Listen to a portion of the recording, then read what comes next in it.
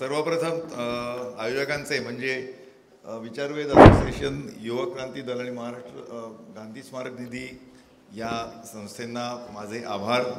आणि मुख्य म्हणजे आनंद करंदीकर सर, तुमचे पण मोठे आभार की तुम्ही मला आमंत्रण दिलं आणि या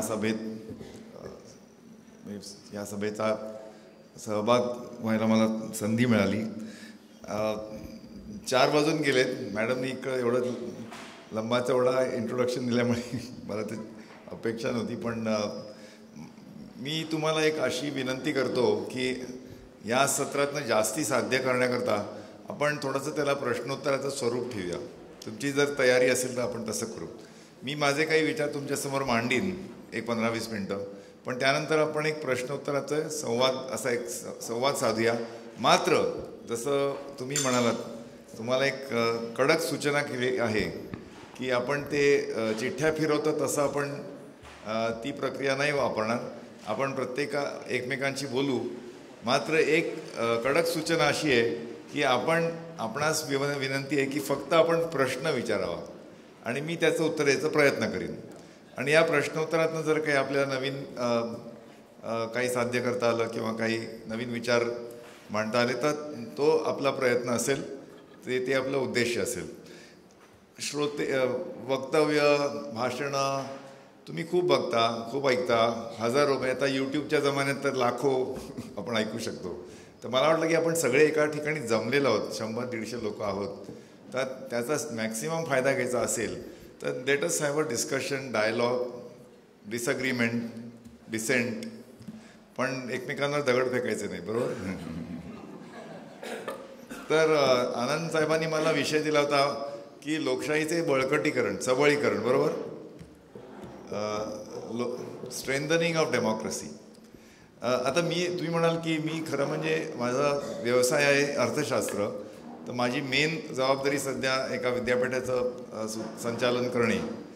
पण गेले 25-1 वर्ष मी असोसिएशन फॉर डेमोक्रेटिक रिफॉर्म्स या संस्थेशी पण जोडलेला आहोत. त्याचा मी को फाउंडर आहे, ट्रस्टी आहे. आणि तुम्हाला माहिती असेल की भीमरासकर सर आहेत का? गेले आहे त्यांना, त्यामुळे तुम्हाला हे सगळं माहितीच आहे. पण बऱ्याच वर्ष म्हणजे 20-1 वर्षापूर्वी आमचा तो स्ट्रगल 25 वर्षापेक्षाही म्हणजे त्याच्यापेक्षाही जुना आहे.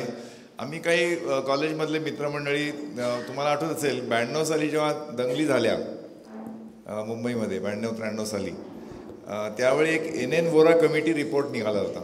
कोणाला आठवतं आहे का? NN वोरा म्हणजे ह्या सगळ्यांची उत्तरं भीम रासकरांकडे आहे, त्यामुळे त्यांनी चूप बसावं. पण NN वोरा कमिटी रिपोर्ट कोणाला ऐकून माहिती आहे का? वोरा हे, तुम्हाला माहिती आहे, वोरा हे ॲक्च्युली गृहसचिव होते, भारताचे गृहसचिव होते. तर त्यांच्या अध्यक्षतेखाली एक कमिटी रिपोर्ट पहिल्यांदा मला वाटतं आपल्या इतिहासात, म्हणजे भारताच्या आधुनिक इतिहासात, that report was on nexus between politics and crime and criminals. म्हणजे राजकारणाचे गुन्हेगारीकरण किंवा गुन्हेगारी आणि राजकारण यांचं जे संमिश्रण जे होतं, ते पहिला रिपोर्ट आहे. तो ऑफिशियल भारत सरकारने, शासनाने तो नेमलेल्या कमिटीचा तो रिपोर्ट आहे. पण आता त्याला 30 वर्ष झाली तरी तो अजूनही म्हणजे ते बाहेर त्याचं जाहीर झालेलं नाही आहे. तो अजूनही, म्हणजे तुम्ही RTIचा जरी अर्ज केला तरी तुम्हाला मिळणार नाही तो, कारण तो अजूनही कॉन्फिडेन्शियल आहे. पण त्यातले काही भाग इंटरनेटवर लीक झालेले आहेत. तर हा प्रश्न तेव्हा आला होता, म्हणजे 92-93 साली तो रिपोर्ट मला त्याच्या 1-2 वर्षानंतर आला असेल. तर बऱ्याच लोकांना वाटत होतं की आता हळूहळू राजकारणामध्ये गुन्हेगारी पार्श्वभूमीची लोकं येत आहेत की काय, म्हणजे क्रिमिनलायझेशन ऑफ पॉलिटिक्स होत आहे की काय. तर त्याच्यामुळे आम्ही काही लोकांनी एकत्र येऊन ही संस्था स्थापन केली की आम्ही इलेक्शन कमिशनकडे असा अर्ज केला की तुम्ही निदान तेव्हा जर कोणी निवडणुकीला उभा असेल उमेदवार, तर त्याला रिक्वायरमेंट काय होती? आपलं नाव, महिला असेल तर नवऱ्याचं नाव किंवा वडिलांचं नाव, पक्षाचं नाव, अपक्ष असेल तर पक्षाचं नाव नाही, आणि मला वाटतं जन्मतारीख, कारण 25 मिनिमम वय लागतं लोकसभेला वगैरे. That's it. आणि मग तुम्ही आपलं नोंदणी करायची उमेदवाराची. म्हणजे दुसरी काहीही माहिती तुम्हाला देणं बांधील नव्हतं. आमचं म्हणणं असं की तुम्ही जरी शासनामध्ये जर नोकरीचा अर्ज केला किंवा कुठल्याही प्रायव्हेट कंपनीमध्ये, तर तुम्हाला कितीतरी माहिती द्यायला लागते. एस्पेशली तुमच्या विरुद्ध काही गुन्हेगारी खटला आहे का, तुम्ही कधी जेलमध्ये गेला होता का, तर तुम्हाला नोकरीच मिळणं शक्य नाही. किंवा तुम्ही दुसरं एक चांगलं उदाहरण द्यायचं म्हणजे की तुम्ही जर एखादं खोकल्याचं औषध घेतलं, साधं कफ सिरप, तर तुम्ही ती बाटलीवर तुम्ही वाचा किती फाईन प्रिंट असतं, मग त्याचे ते इन्ग्रेडियंट्स किती, त्याचे साईड इफेक्ट्स किती, त्याला वॉर्निंग किती, अमुक त्याची एक्सपायरी डेट, इतकी माहिती पुरवली जाते नुसत्या औषधाला.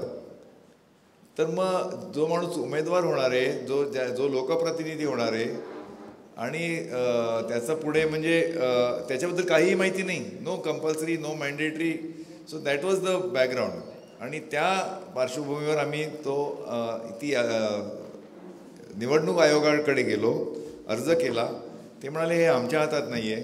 त्यामुळे त्याच्यानंतर मग आम्ही याचिका केली, दिल्ली हायकोर्टात गेलो आणि मग शेवटी तो कायदा झाला. म्हणजे 2003 सालापासून आपल्या देशात तो कायदा आहे की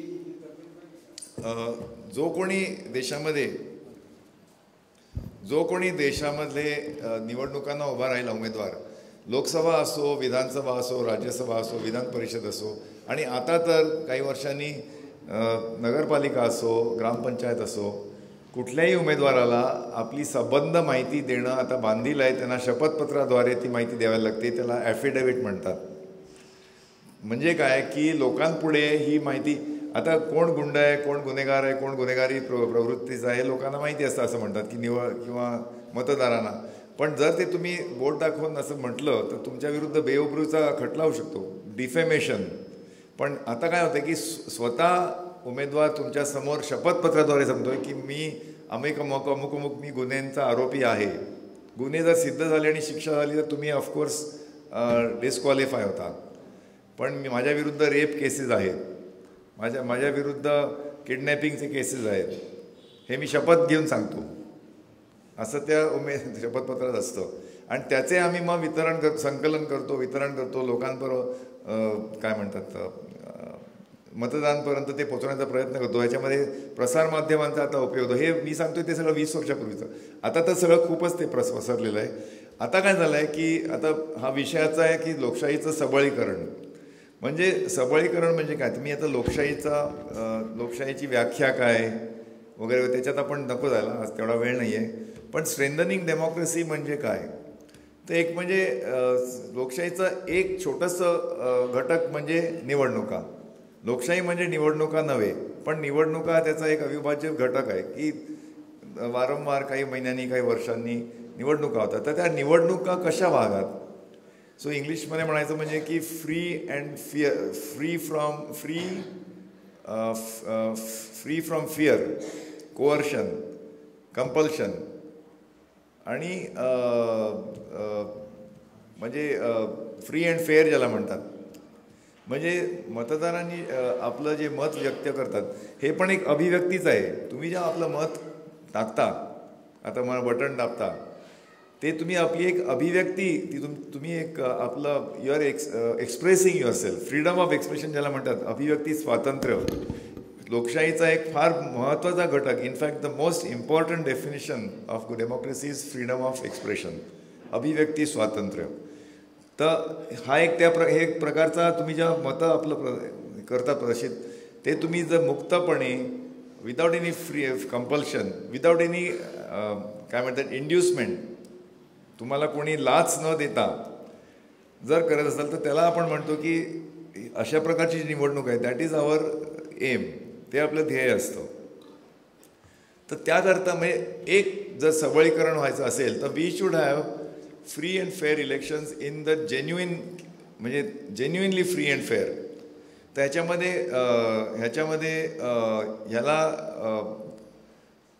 ह्याला रिस्क किंवा धोका कुठनं आहे. सो तीन एम्स मी म्हणेन, मनी पॉवर, मसल पॉवर आणि आता media power. MMM, money power, muscle power, media power. Money power म्हणजे काय की तुमच्या ज्या दिवशी निवडणुका असतील त्याच्या आदल्या दिवशी पैशांचं वाटप. पण असं समजू नका की पैसे वाटले जातात म्हणजे उमेदवारांकडनंच किंवा त्यांच्या पक्षाकडनं. आता हल्लीच्या काळात काही 10-1 वर्ष आम्ही असं बघतोय की उलट पण होतं की सोसायट्या एकत्र येतात आणि ती मागणी करतात, तुम्ही आमच्या सोसायटीला काय करणार, तुम्ही आमच्या सोसायटीचं हे फरशी करायची आहे किंवा अष्टविनायकाची यात्रा करणार का सिनियर सिटीजनना, अमुक तमुक. So money power works both ways.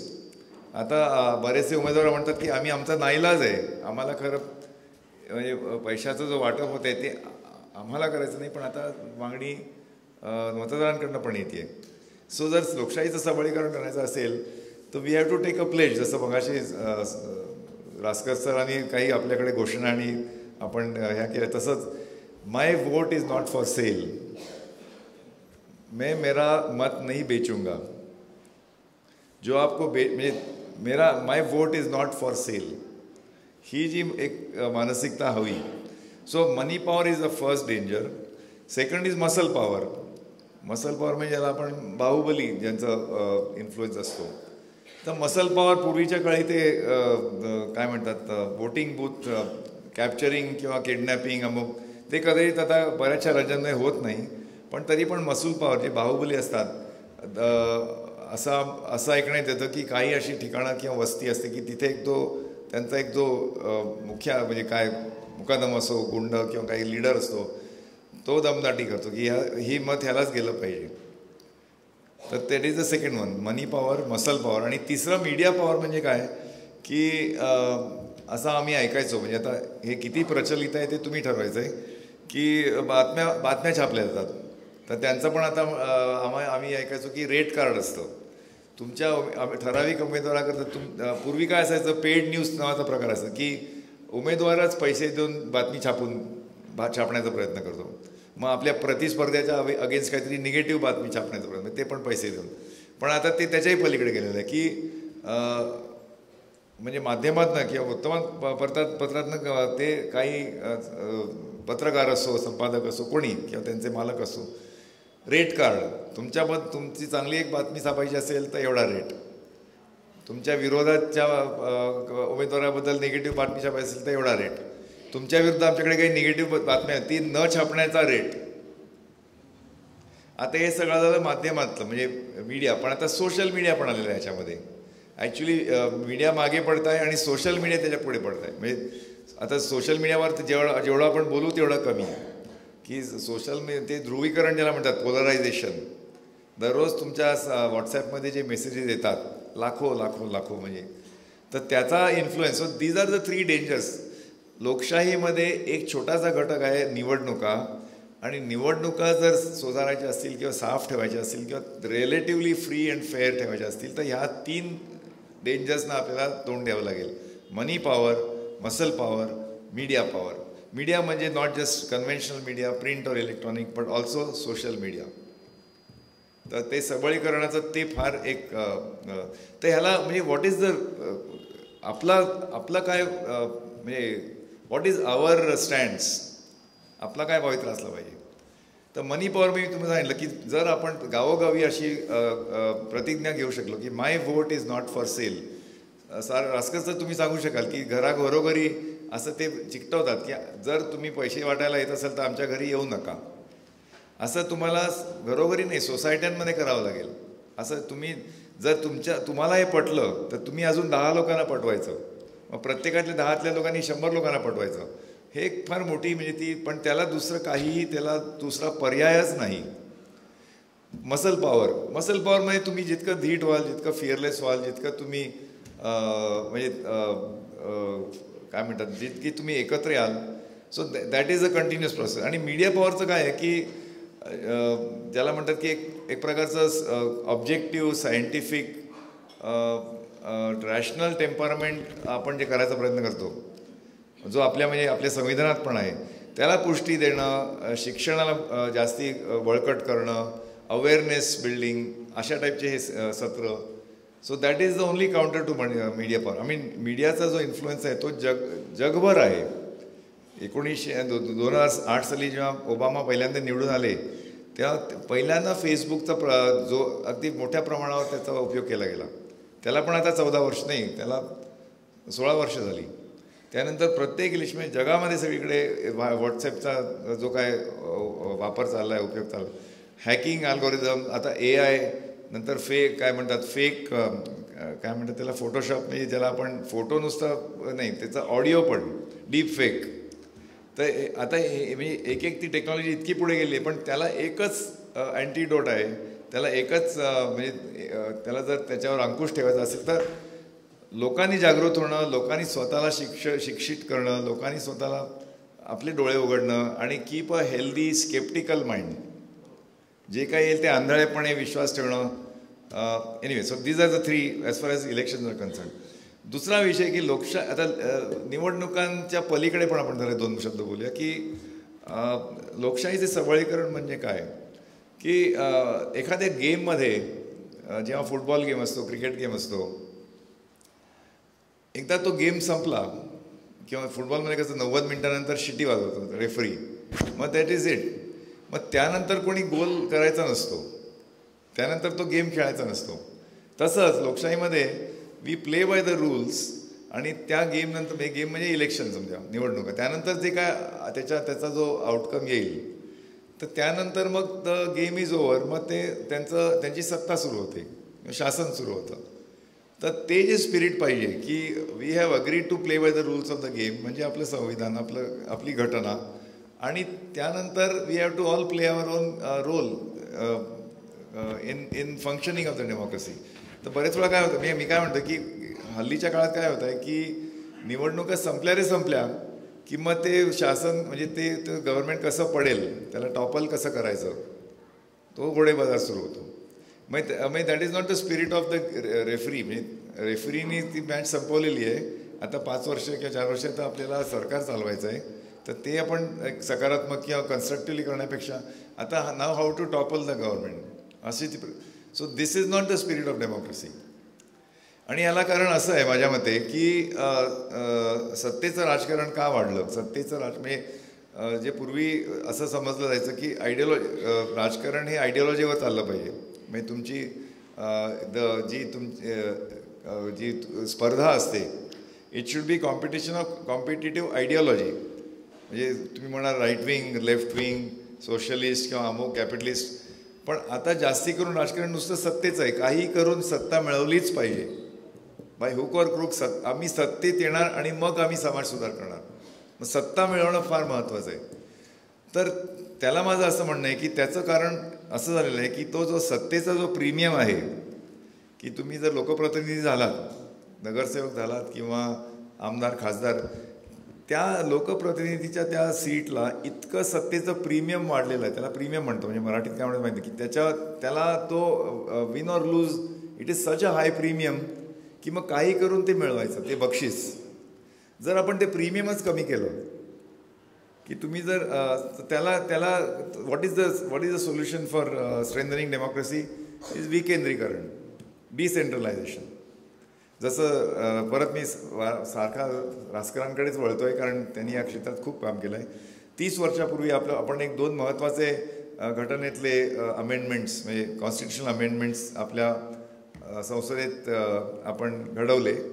73rd and 74th amendment म्हणजे स्थानिक स्वायत्ता असलेले संस्था, लोकल सेल्फ गव्हर्नमेंट, नगरपालिका, महानगरपालिका, ग्रामपंचायत, जिल्हा परिषद, नगरपंचायत, ह्यांना जी पॉवर आपल्यात ही आपल्या आता घटनेत आहे, तिथे त्या लोकांना जी सत्ता किंवा त्यांच्या हातात जेवढी जी पॉवर पाहिजे ती जेव्हा येईल, ती जेव्हा विकेंद्रीकरण येईल, तेव्हाच हे सत्तेचं प्रीमियम जाईल आणि मग सत्तेचं राजकारण कमी होईल. आणि मग जे इतर गोष्टी आपण ज्या लोकशाहीचे विडंबन बघतो किंवा त्याचं डिस्टॉर्शन बघतो ते कमी होईल.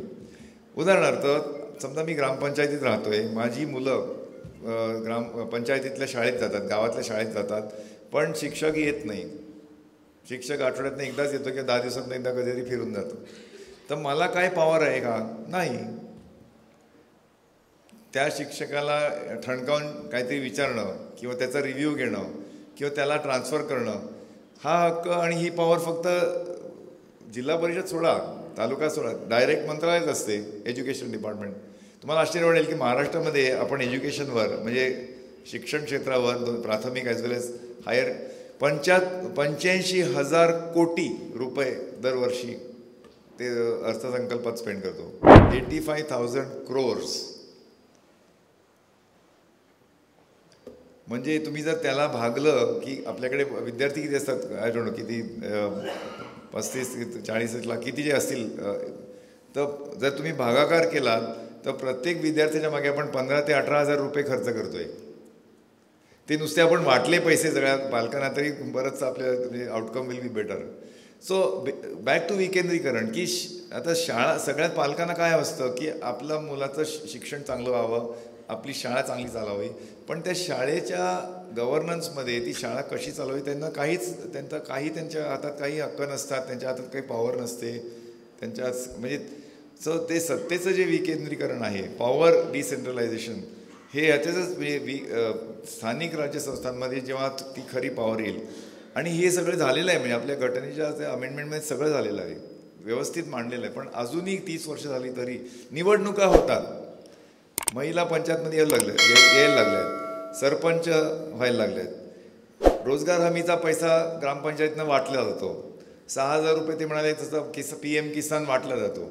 पण जे खरे निर्णयाचा जो पॉवर पाहिजे की आम्ही आमची शाळा कशी चालवावी. एक छोटं उदाहरण देतो की एक गाव होतं छोटंसं कोकणातलं, त्यांच्या गावाच्या वेशीमध्ये एक भला मोठा प्रकल्प येणार होता 10,000 कोटी रुपयाचा, त्या काळी खूपच मोठा. त्यांना एवढा आनंद झाला, अरे बाबा आपल्या जवळच एवढा मोठा प्रकल्प येतोय, आपण त्याच्यावर 0.01% आपण टॅक्स लावूया, प्रॉपर्टी टॅक्स. कारण तुमच्या जर ते हक्कात असेल की स्थानिक म्हणजे गव्हर्नमेंटनी प्रॉपर्टी टॅक्स लावला तर त्या पैशात आपल्याकडे चांगलं क्लिनिक होईल, हॉस्पिटल होईल, किंवा शाळासुद्धा म्हणजे आपल्याला शाळेचे क्लासरूम बांधता येतील. तर त्या ग्रामपंचायतीला इतका शॉक बसला, त्यांना धुडकावून लावलं, तुम्हाला हक्कच नाही. मग ते कोर्टात गेले, मग ती केस बॉम्बे हायकोर्टला गेली, तिकडे ते हरले. मग ते सुप्रीम कोर्टात गेले, तिथे पण हरले. त्या गावाचं नाव आहे दाभोळ, त्या प्रकल्पाचं नाव एनरॉन. आता एनरॉन पण जेलमध्ये गेलं, ती बंद झाली कंपनी. पण ही एक रूड अवेकनिंग ज्याला म्हणतात, त्यांना कळलं की आपल्याकडे घटनेमध्ये अमेंडमेंट दुरुस्ती झाली असेल, पण ग्रामपंचायतीला, तालुक्याला, नगर पंचायत असेल, त्यांना अजूनही जेवढी सत्ता हवी, त्यांच्या हातात जेवढं त्यांच्यात ऑटॉनॉमी हवी, स्वायत्ता असावी, रेव्हेन्यू रेझिंग कॅपॅसिटी असावी, ही अजूनही आलेली नाही आहे. तर दिस इज द सेकंड पॉईंट. पहिला पॉईंट माझा की निवडणुका सुधार, निवडणुकीच्या प्रक्रियेमधले सुधार, नंतर जे उमेदवार राहतात ते गुन्हेगारी पार्श्वभूमीच्या गुन्हेगारांना बंदी, तुमच्या विरुद्ध असे काही गंभीर गुन्ह्यांचे जर तुमच्या विरुद्ध आरोप असतील तर तुम्ही बाद, जोपर्यंत तुमच्या विरुद्धची केस ही सुटत नाही, तुम्ही निर्दोष सुटत नाही, तोपर्यंत तुम्हाला निवडणुकीला उभं राहण्याचा हक्क नाही. हा एक सुधार. दुसरं म्हणजे पक्षांच्या फायनान्सेसमधली पारदर्शकता. अजूनही आजपर्यंत राजकीय पक्ष आपल्या जीवनात इतका मोठा रोल असतो त्यांचा ॲज अ सार्वजनिक संस्था म्हणून राजकीय पक्ष, पण त्यांना RTI लागू नाही आहे. तर निदान त्यांच्यावर RTI लागू होऊन त्यांचे सगळे पारदर्शकता होणं. आणि तिसरं म्हणजे सत्तेचं विकेंद्रीकरण, की सत्तेचं आपण प्रीमियम जर कमी केलं तर जे सत्तेचं राजकारण आहे ते थोडं कमी होऊन, तसंच माझ्या मते लोकशाहीचं बळकटीकरण, हे स्टेप्स आहेत. हा विषय खूप मोठा आहे, त्यामुळे म्हणजे बोलू तेवढं कमी, बोलायला खूप आहे. पण आपण आता थोडी मिनटं आपण माझ्या मते प्रश्नोत्तराचा संवाद करूया. सो इथेच मी माझे इनिशियल रिमार्क्स आटोपतो. धन्यवाद. नाही मी बरं, तर एवढीच विनंती आहे. नाही तुम्ही फिरवा माईक, पण फक्त स्पेसिफिक प्रश्न विचारा, टिप्पणी नको, भाषण नको प्लीज, कारण वेळ कमी आहे आपल्याकडे. तुम्ही आपलं नाव जर सांगितलं तर. नमस्कार सर, मी प्रतीक. तुमच्या शेवटच्या मुद्द्यावरच माझा मूळ प्रश्न आहे. जर राजकीय गुन्हेगार चे आरोप असणाऱ्या व्यक्तीला जर आपण उभं राहण्याची परवानगी दिली नाही तर परस्परांच्या विरोधात खोटे गुन्हे दाखल करून अशा प्रकारची परिस्थिती निर्माण होऊ शकते किंवा कोणीच उभं नाही राहू शकत. मी त्या प्रश्नाचं लगेच उत्तर देतो. त्यांचा प्रश्न असा आहे की जर तुम्ही ज्यांच्या विरुद्ध सिरियस गुन्हे, मी नुसतं तुम्ही ज्या पार्किंग इलिगल केलं म्हणून तसं नाही, हे सिरियस गुन्हे, rape, kidnapping, attempt to murder, तर हे म्हणतात की तुमच्यावर खोटे गुन्हे दाखल होतील, कारण पोलीस यंत्रणा त्यांच्या सत्ताधाऱ्यांच्या हातात असते. तर त्याला एक उपाय असा आहे की ती जी केस असेल ती कमीत कमी 9 महिने किंवा 12 महिने पूर्वीची असायला हवी. कारण निवडणुका जेव्हा जाहीर होतात ते आचारसंहिता असते, ते 3-4 महिन्याचा काळ असतो. ही केस कमीत कमी 12 महिने जुनी असावी. हा माझा पहिला मुद्दा. आणि तुम्ही म्हणाल की 12 महिन्याच्या आधीपासून ते प्लॅनिंग करतील, तुमच्या विरुद्ध केस टाकतील, तर मग आपण स्वतःला हा प्रश्न विचारला पाहिजे की आपला समाज आणि आपली व्यवस्था इतकी अधपतन झालं आहे का की everything is about politics of vendetta, नुसता खुनशीपणा आणि एकमेकांचे सूड उगवणे इथपर्यंत आपण खाली पोचलो आहे का? मला नाही वाटत. त्यामुळे तुम्ही प्रश्न विचारला आहे तो म्हणजे तो व्हॅलिड आहे की जर ज्याच्या विरुद्ध गुन्हेगारीचा म्हणजे ते जो आरोपी असेल तर ते खरेच म्हणजे फ्रिव्हलस केसेस आहेत का सिरियस केसेस आहेत हे जाणून घेण्याकरता तर मी म्हणतो की त्या केसेस 12 महिने किंवा 9 महिने कमीत कमी जुन्या असाव्यात. दुसरी गोष्ट म्हणजे आपली जी ज्युडिशियल प्रोसेस आहे ती तुम्ही फास्ट ट्रॅक करा ना. आपल्याकडे आता 5 कोटी केसेस तुंबलेल्या आहेत. सुप्रीम कोर्ट, हायकोर्ट आणि लोअर ज्युडिशरीमध्ये 5 कोटी केसेस तुंबलेल्या आहेत. मग ते एवढे तुंबतात का? त्यामुळे तो प्रश्न त्याच्याशी पण त्याचा संबंध आहे. पण थोडक्यात म्हणजे की स्टील आपल्या देशाची लोकसंख्या 140 कोटी आहे. आपल्याला फक्त 5,000च निवडायचे. 500 लोक लोकसभेत आणि 4,500 लोक आमदार.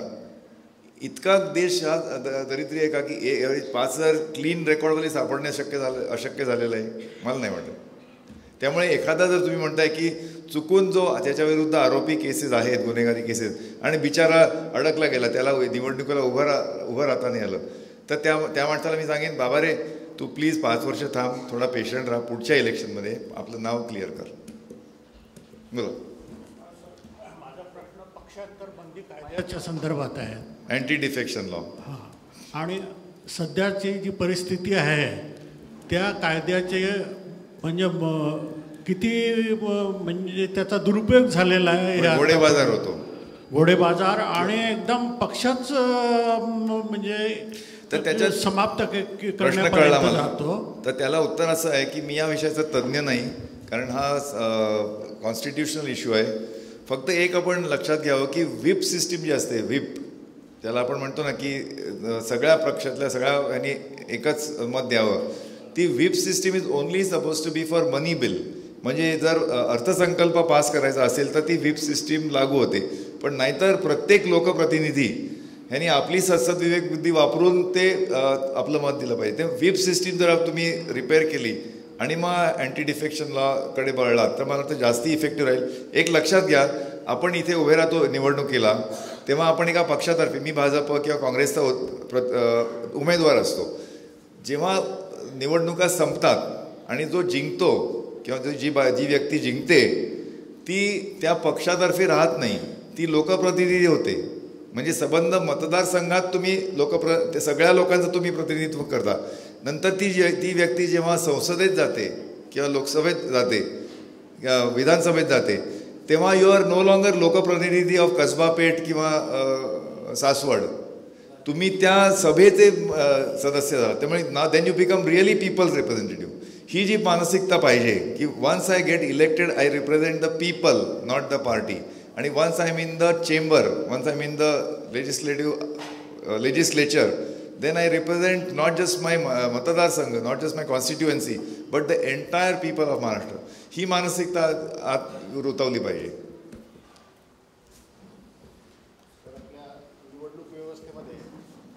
ऐकू येते मला? ऑफ झालंय. करंदीकर तुम्ही वेळ किती आहे सांगा. सर, आपल्या इलेक्शन सिस्टममध्ये आपण 3 फॅक्टर्स इन्फ्लुएन्स करतात असं सांगितलं. इलेक्शन्समध्ये इन्फ्लुएन्स कोण करतं? म्हणजे इलेक्शन प्रोसेसवर मनी, मसल आणि मीडिया, हो, हे तर इफेक्ट करतात किंवा ते मोठ्या प्रमाणात इन्फ्लुएन्स करतात. त्याच्यासोबतच कास्ट सिस्टम आणि रिलिजन आता मोठ्या प्रमाणात आता रूल करतो त्याच्यामध्ये. आता धर्माचं तर इतकं मोठ्या प्रमाणात प्राबल्य आहे की धर्म आता सगळी इलेक्शन सिस्टम्स हायजॅक करतो की काय, अशा स्वरूपाचं आता आज वातावरण तयार झालं. त्याला कसं आपल्याला काउंटर करता येऊ शकेल? हा प्रश्न खूप महत्त्वाचा आणि गहन आहे आणि सेन्सिटिव्ह पण आहे. मी जे 3 घटक सांगितले, MMM, money power, muscle power, media power, ही बाह्य किंवा एक्सटर्नल आहे. तुम्ही म्हणताय की धर्माला अपील करून मत मागणं हे ॲक्च्युली संविधानाच्या विरुद्ध आहे. सेक्शन 153A आपल्या कॉन्स्टिट्यूशनचा, हे इट इज अ क्राईम. तुम्ही जेलमध्ये जाऊ शकता. आत्तापर्यंत गेल्या 75 वर्षात मला माहीत नाही किती लोकांना जेल झालं किंवा शिक्षा झाली. पण it is against the law to ask vote on the basis of religion. धर्माचा अपील घेऊन मत मागणं, पण ते सोडूया आपण. तर हा जो तुम्ही सांगितला की हा आता जातीवर धर्मावर नुसतं मत मागितलं जात नाही, पण लोक मतदान तसं करतायत. अरे हा अमुकम आहे ना, तो माहिती आहे मला, तो जरा गुंडच आहे, पण तो आपल्या जातीचा आहे ना. तर मी जरा 2 मिनिटाच्यावर बोलतो. असं का होतं? जातीवर लोक का वोट करतात? आता असं नाही झालं की ओबामाला फक्त काळ्या लोकांनीच मदत दिली आणि पांढऱ्या लोकांनी नाही दिली, की तो आपला काळा आहे ना, आपला. तसं तिकडे का होत नाही?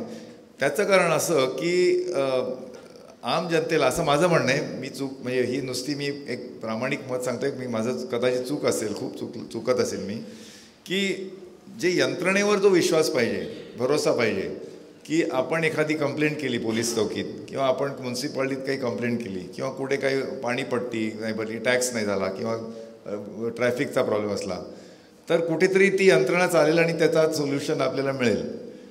किंवा माझ्यावर काहीतरी अत्याचार होतो आहे, माझ्यावर काहीतरी अन्याय होते, तर मी जर कुठे कंप्लेंट केली तर ती काहीतरी यंत्रणा चालेल, असा जो विश्वास हवा लोकांमध्ये, तो कमी झाल्यामुळे मग मला काय वाटतं, इवन तो खालच्या अगदी गावातला तलाठी जरी असेल, तो डायरेक्ट फोन लावतो मंत्रालयाला, सर अमुक असा प्रॉब्लेम आहे इथे. म्हणजे ज्या लोकल यंत्रणेतनं जे व्हायला पाहिजे चांगल्या बळकट लोकशाहीमध्ये, म्हणजे आश्चर्य आहे की बऱ्याचशा म्हणजे विकसित देशांमध्ये लोकांना त्यांच्या मेयरचं नाव किंवा त्यांच्या लोकप्रतिनिधीचं नाव पण माहीत नसतं. कारण जसं आपल्याला आपले डेंटिस्ट, म्हणजे तुम्हाला माहिती असेल, पण जसं डेंटिस्ट असतो, प्लंबर असतो, डॉक्टर असतो, इलेक्ट्रिशियन असतो, तसे लोकप्रतिनिधी असतात. नेदरलँड्समध्ये त्यांचा पंतप्रधान सायकलीवर जातो संसदेत. तर असा जेव्हा यंत्रणा चालते तेव्हा लोकप्रतिनिधींचं काम असतं ते संसदेत, किंवा ती म्हणजे काय म्हणतात, लॉ मेकर्स असतात ते. They are not people handling police और municipality, electrical problem, traffic problem. पण ह्या सगळ्या यंत्रणेवर जेव्हा विश्वास कमी व्हायला लागला असेल, तेव्हा डायरेक्टली आपण आपल्या लीडरलाच फोन करतो.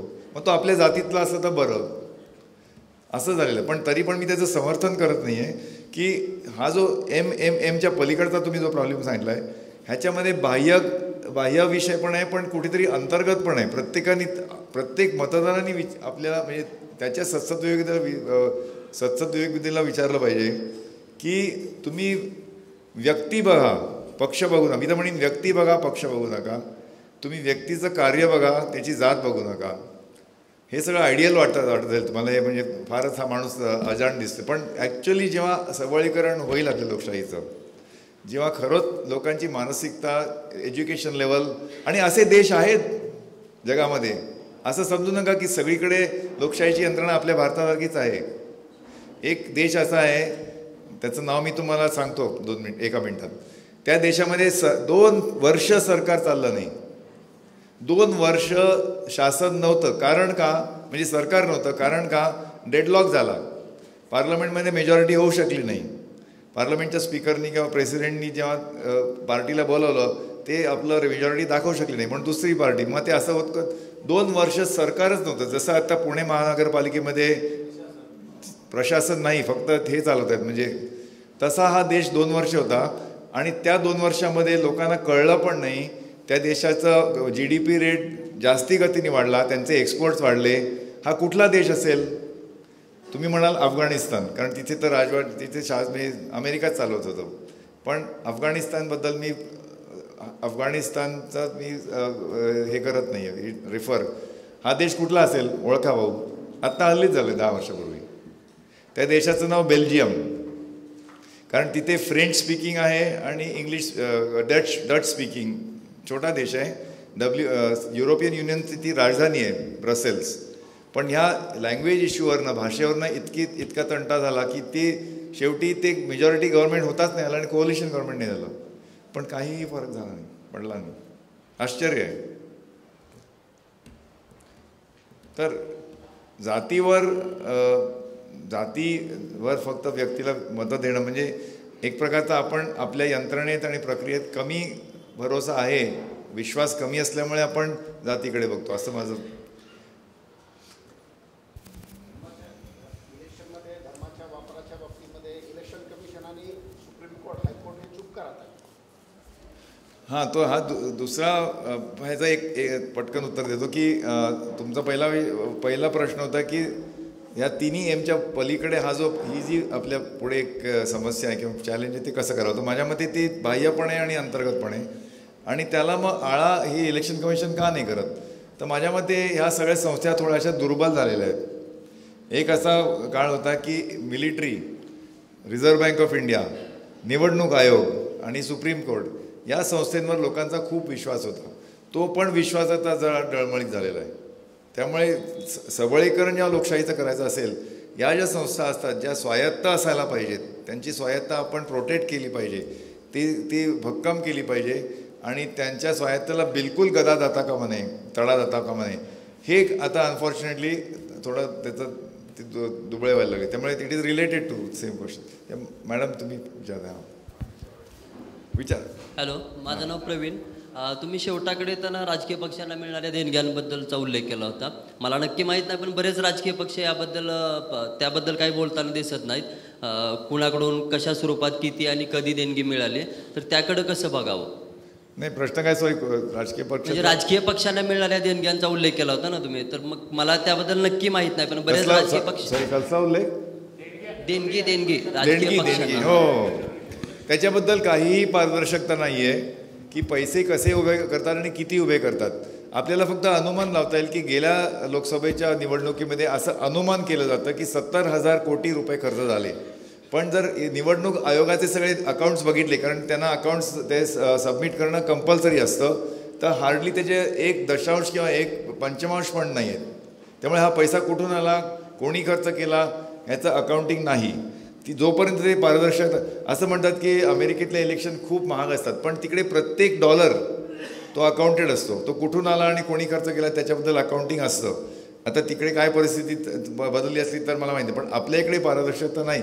तर आपल्या निवडणूक निधीमध्ये म्हणजे मनी पॉवर, पहिला मनी पॉवर जास्ती पारदर्शक व्हावं म्हणून आपण एक नवीन कायदा आणला, त्याला म्हणतात इलेक्टोरल बॉन्ड. जास्ती पारदर्शक होण्याकरता आपण एक नवीन प्रक्रिया इंट्रोड्यूस केली, त्याला म्हणतात इलेक्टोरल बॉन्ड. इलेक्टोरल बॉन्ड म्हणजे काय की कोणी जाऊन तो खरेदी करावा आणि तो निनावी पक्षाला द्यावा. म्हणजे कोणी पैसे कोणाला किती दिले, कुठल्या पक्षाला कोणाकडनं मिळाले ह्याचा काहीही पुरावा नाही आणि काही डिजिटल म्हणजे पारदर्शकतेच्या नावाखाली, पण एक्झॅक्टली म्हणजे ट्रान्सपरन्सीच्या नावाखाली आपण अजून तो ओपेक केला, अजून म्हणजे त्याला पारदर्शकतेची कमी केली. त्याला पूर्वी जॉर्ज ऑरवेल म्हणायचं. जॉर्ज ऑरवेल त्याला त्यांनी एक चांगलं नाव दिलं होतं. दिस इज म्हणजे freedom is slavery, slavery is freedom असं झालं. पारदर्शकतेच्या नावाखाली जो कायदा आपण आणला त्यांनी आपण अजूनच कमी पारदर्शकता केली, कारण त्या आता बॉन्डवर कोणालाही हक्क नाही विचारायचा. म्हणून ही केस आता सुप्रीम कोर्टात, ही 2017 साली आलेला हा कायदा आहे. गेले 6 वर्ष ही केस कोर्टात पेंडिंग आहे, 6-7 वर्ष. मॅडम त्यांना माहिती थांबल्या. बरं, शेवटचे 2 प्रश्न घेऊया आपण. मला 2 प्रश्न विचारायचे होते. एक म्हणजे 3 चाइल्ड नॉर्म जे आहे की म्हणजे 3 मुलं असतील तर ती महिला स्थानिक स्वराज्य संस्थेत निवडणूक लढू शकत नाही. खरं म्हणजे हे तुम्ही म्हणजे प्रश्न हा विचारला पाहिजे असं मला वाटतं की स्थानिक स्वराज्य संस्थेमध्ये का आणलं आहे. आणायचं तर ते वरती आणा ना आधी. साध्या महिला 3 मुलं आहेत म्हणून निवडणूक लढू शकत नाही. हा आता स्थानिक स्वराज्य संस्थेत कायदा आणला गेला. तुमच्या शेजारीच बसले त्रास करते, त्यांनी या प्रश्नाचं उत्तर द्यावं. नाही, कारण हा अँटी डेमोक्रेटिक आहे, हा लोकशाहीच्या विरुद्ध आहे. लोकशाहीच्या विरुद्ध आहे, लोकशाहीच्या विरुद्ध पण आहे. जसं तुम्ही अनेक पिटिशन्स वगैरे करता तसं ह्याच्याबद्दल का करत नाही. हा लोकशाहीच्या विरुद्ध आहे. ह्याच्याहीपेक्षा जास्ती सिरियस म्हणजे राजस्थानमध्ये त्यांनी म्हटलं होतं की महिलेचं शिक्षण जर 12वी नसेल तर ती सरपंच होऊ शकत नाही. पण ह्याच्याबद्दल पिटिशन केलं पाहिजे असं मला वाटतं. आणि दुसरा भाग म्हणजे तुम्ही जे म्हणालात की हेवी प्रीमियम आहे निवडून येणे आणि निवडून आलेल्या सत्तेचं, तर त्याच्यामध्ये असं करता येईल का म्हणजे इट मे बी की जसं अमेरिकेमध्ये 2दा तुम्ही राष्ट्राध्यक्षाची निवडणूक लढू शकता, त्यानंतर नाही. आता मी ज्या पक्षात आहे तिथेच मला विरोध करतील, पण असं काही आपल्याकडे नाही का येऊ शकत की तुम्ही बरं आपल्याकडे सरंजामी व्यवस्था अजून जास्त आहे, तुम्ही 2च्या ऐवजी 3 वेळा निवडणूक लढा, पण 3 वेळा निवडणूक लढल्यानंतर ह्याच्या पुढे तुम्हाला नाही काही विशिष्ट जागा तुम्हाला नाही निवडणूक लढता येणार.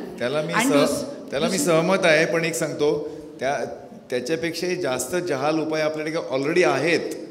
म्हणजे ही जी सत्ता या 3ऱ्या स्तरावर जायला पाहिजे स्थानिक राज्य संस्थांमध्ये, ती जर गेली तर बरेचसे प्रॉब्लेम सुटण्यासारखे आहेत आपले. एक शेवटचा प्रश्न आहे मला ते म्हटलं मला एक विचारायचं होतं की जे सुशिक्षित जास्ती लोक माईक वापरा. सुशिक्षित इलेक्शनमध्ये व्होटिंगसुद्धा बरेच सुशिक्षित लोक करत नाहीत, किंवा कारण आपण लोकशाहीचे लायकच नाही आहोत. आणि चायना बिनामध्ये केवढी डेव्हलपमेंट झाली, त्यांची डेव्हलपमेंट अफाट आहे. त्यापेक्षा मग इथं असं काहीतरी या डिसिप्लिन असं काहीच नाही. सगळं ते रेट्स काय टाकतात, ते मंत्रिमंडळ सगळं इतका गोंधळ, सावळा गोंधळ असतो. त्याच्यापेक्षा म्हणजे लोकशाहीला आपण लायक नाही आहोत का? आणि इकडे एज्युकेशनच नाही. त्याला मी बिलकुल सहमत नाही. There is no democracy in India is non negotiable. लोकशाहीवर म्हणजे वेदर लोकशाहीला आपण लायक आहोत की नाही हा प्रश्नच मुळी बाद आहे. नाही कारण आपण असा एकमेव देश आहोत की अगदी म्हणजे सुरुवातीपासून आपण ही अवलंबलेली आहे. ते कशी ती बळकट करायची, त्याचे सुधार कसे करायचे, निवडणुकांमध्ये सुधार, राजकीय पक्ष जसे चालवतात त्यांच्यात सुधार, जास्ती पारदर्शकता, जास्ती जबाबदेही, जास्ती इंटेग्रिटी आणि कुठेतरी नीतिमूल्य. पण लोकशाही पेक्षा चायनीज सिस्टम इज बेटर ह्याला मी बिलकुल सहमत नाही. आणि त्याच्याकरता आपण एक वेगळं सत्र ठेवूया. शेवटचं झालं, शेवटचा प्रश्न.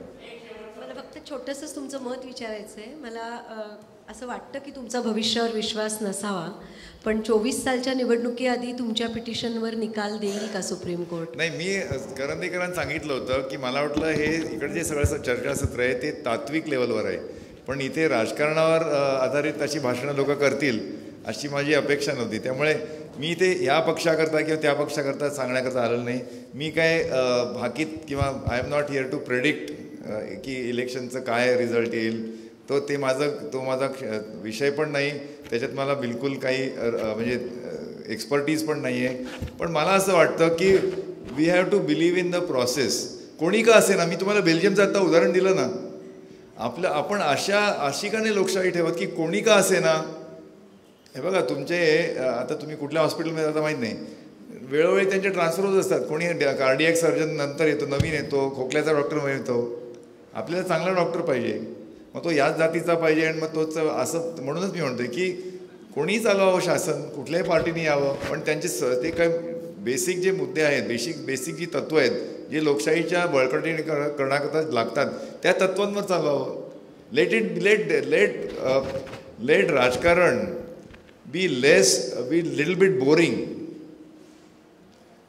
प्लीज या सगळ्या क्षेत्राला, पॉलिटिक्सला जरा बोरिंग करा.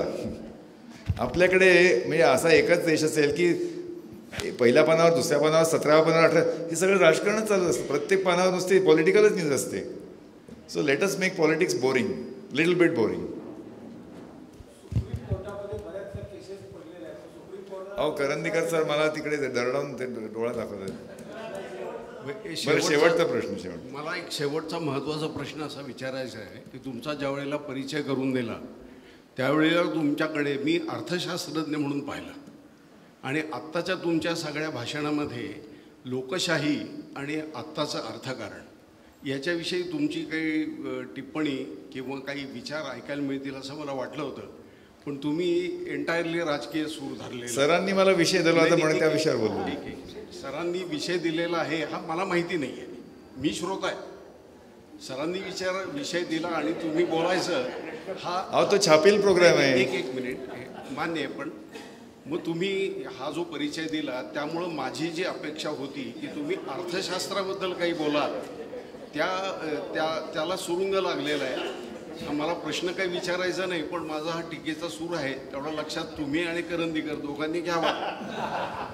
बापरे, आपण इथे एकदम रेव्होल्युशनरी काहीतरी सुरुंग लावला. नाही, तुम्हाला एक मिनिट सांगतो.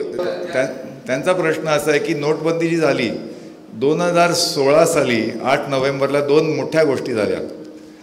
अमेरिकेमध्ये न्यूयॉर्क टाइम्सनी त्यांचा त्या दिवशीचं पत्र ऑलरेडी वर्तमानपत्र छापून पण झालं होतं की हिलरी क्लिंटन जिंकल्या, आणि एवढा धक्का लोकांना बसला की ट्रम्प जिंकले. त्याच दिवशी इथे 8 वाजता टी व्हीवर आपण ऐकलं मित्रो. तर म्हणजे काय की तुमचे स्वतःचे पैसे जे तुम्ही आपल्या बँकेमध्ये ठेवता ते 12 मध्यरात्रीनंतर तुम्हाला तुमच्याकडनं ते हिसकावून घेतले गेले. तुम्हाला त्याला ॲक्सेस नाही, आणि जर तुम्हाला ॲक्सेस हवा असेल तर तुम्ही लाईनीत उभं राहायचं, आणि दररोज फार तर तुम्हाला 2000 रुपये का काही 250 रुपये मिळतील, आणि मग दर आठवड्याला तुम्ही यायचं, लाईनीत उभं राहायचं.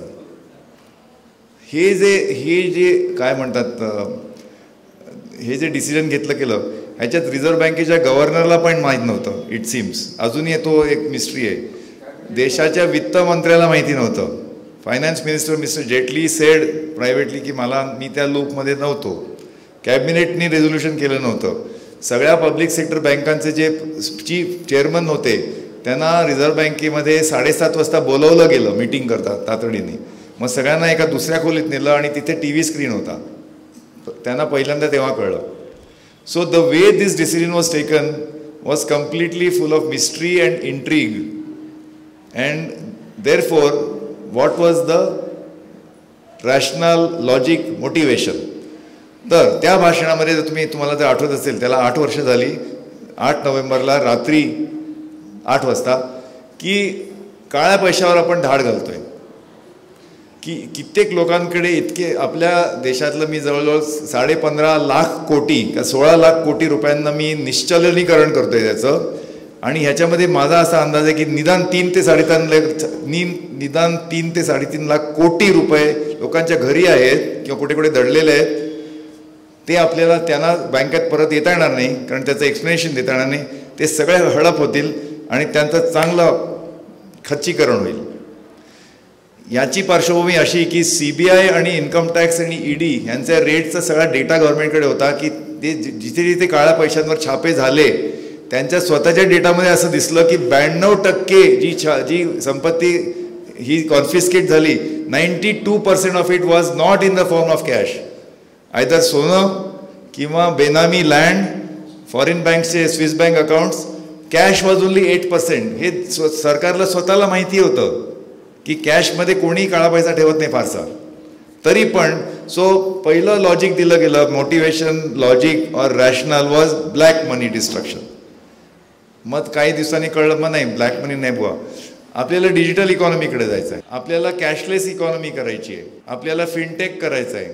असं करता करता करता ते जे उद्देश होती ती बदलत गेली. आणि खरं म्हणजे जर खूप त्याचं सक्सेस झालं असतं तर आपण दरवर्षी तो एक ॲनिव्हर्सरी मानली असती. आता त्याचं कोणी बोलत पण नाही, फक्त पेपरात कधी उल्लेख होतो. तर तुमच्या प्रश्नाचं उत्तर असं की रिॲलिटी डिस्टॉर्टिंग फील्ड असं एक ह्याच्याबद्दल बोललं जातं. कोणते ते ॲपलचं Steve Jobs. So the charisma of our prime minister is so much की मी स्वतः त्या 2-4 दिवसांनी मी चंदीगडला गेलो होतो. तर ठिकठिकाणी लोकांच्या लांब लांब रांगा लागत होत्या. जवळजवळ 100 का 150 लोक रांगेत उभी राहून मेली असं कुठेतरी नोंद नाही त्याची. पण TV वाले, माध्यमातले वाले, वर्तमानपत्र, दे वर टेकिंग पीपल सर्वे जे म्हणतात ना, popular poll, week after week, month after month लोग खड़े रह रहे हैं, लंबी लंबी कतार लगा रहे हैं. उनको पूछा जा रहा है कि हाँ बहुत मोदी जी ने बहुत सही किया है, ऐसे साले लोगों को ये शिक्षा होनी चाहिए थी. कोई ये बड़े बड़े जो हे big fish are getting fried असं लोकांचा ठाम विश्वास होता. आणि हे नुसते 1-2 महिने, 3 महिने, 6 महिने. पण जो आपल्या अर्थव्यवस्थेवर जो परिणाम झाला दॅट वॉज व्हेरी सिव्हिअर. कारण we are a developing country, त्यामुळे मोठा भाग is called informal economy, rural economy, micro, media, काय म्हणतात, स्मॉल, सूक्ष्म, लघु आणि सूक्ष्म आणि अतिसूक्ष्म असे उद्योग असतात. दे डील विथ कॅश, त्यांचा कॅशवरच चालतो धंदा. त्या सगळ्यांना नुकसान. पण त्यांचे लहान लहान लघु, ज्या माणसाचा धंदाच मुळे 5,000 रुपयाचा आहे त्याचे 5,000 रुपयाचं नुकसान होणार ना, त्याचं काही लाखो रुपये नुकसान नाही होणार.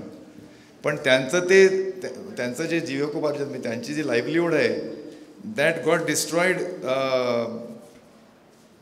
सर आता मला पेनल्टी होणार, पण basically the answer to your question is अर्थव्यवस्थेवर जो परिणाम झाला निगेटिव्ह तो दीर्घकाळ पण लहान लहान डोसमध्ये झाला. जसं तुम्ही कोणीतरी चायनाचं मला, कारण हा विषय खूप मोठा आहे आणि तो इतका सोपा नाही समजावणार की, कारण that burden was borne by small people over long periods of time. So there is no exact articulation, but the fact is की तुम्ही जर ग्रोथ रेट बघितला इकॉनॉमीचा 16, 17, 18, 19 म्हणजे कोविडच्या आधी 8, 7, 6, 5, 4 असा काहीतरी तो रेट आहे. So GDP growth was slowing down. मग तुम्ही म्हणाल नाही ते त्याच्यामुळे नाही झालं, IL&FSचा मोठा क्रायसिस झाला, त्यानंतर 2017 साली 1 जुलैला हे 2016 नोव्हेंबरमध्ये झालं. 6 महिन्यात 3 महिन्यात उत्तर प्रदेश इलेक्शन झाल्या, त्याच्यामध्ये 300 आमदार त्यांचे निवडून आले. लगेच 1 जुलैला GST रोल आउट झाली. GSTमध्ये तर बापरे केवढा डिस्रप्शन झालं. त्यानंतर IL&FSचा 1 लाख कोटीचा गोंधळ झाला, म्हणजे स्कॅम ज्याला म्हणतात. त्यामुळे ते म्हणते नाही ते ह्याच्या निश्चलनीकरणाप्रमाणे नाही, ते IL&FSचा परिणाम आहे. अहो ते ह्याचा परिणाम आहे. मग ते कुठेतरी तिकडे इराणमध्ये काय झालं. So it is so obfuscating, but the fact is that this has had a long term impact. आणि final thing is 99.6% of the cash came back. ते त्यांना वाटलं होतं ना की 3.5 लाख कोटी रुपये डिस्ट्रॉय होतील. 99% of the cash has come back. आणि 5 years after demonetisation the money supply in currency in supply has gone from 16 lakh crores to 32 lakh crores. दुप्पट झालं आहे. पण हा विषय नव्हता लोकशाहीचं बळकटीकरणाचा. सॉरी फॉर द डायग्रेशन, पण थँक्यू व्हेरी मच. थँक्यू.